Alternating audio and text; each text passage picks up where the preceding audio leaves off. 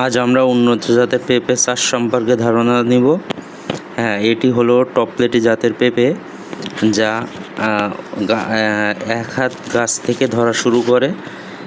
দেখুন বন্ধুরা, কতটুক গাছে পেঁপে ধরেছে। এটা আমার ফসলের চারপাশে লাগানো।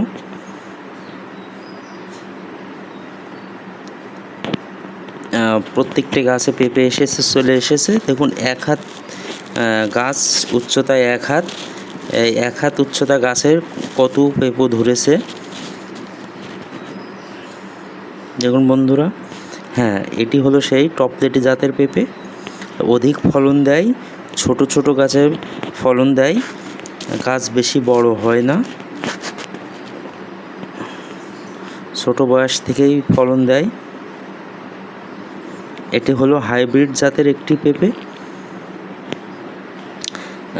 এটা আমার মালটা এবং কলাভুঁইয়ের চারপাশে লাগানো।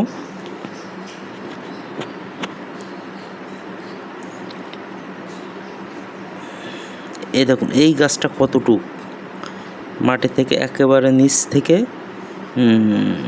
হাইব্রিড জাতের পেঁপে, অনেক উন্নত মানের পেঁপে। আমরা যদি এই জাতের পেঁপে চাষ করে থাকি, অনেক লাভবান হব। এটা আমার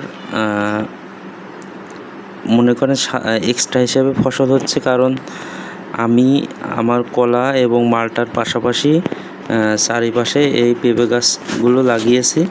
আমি 100 পিসের মতন পেঁপে গাছ লাগিয়েছি।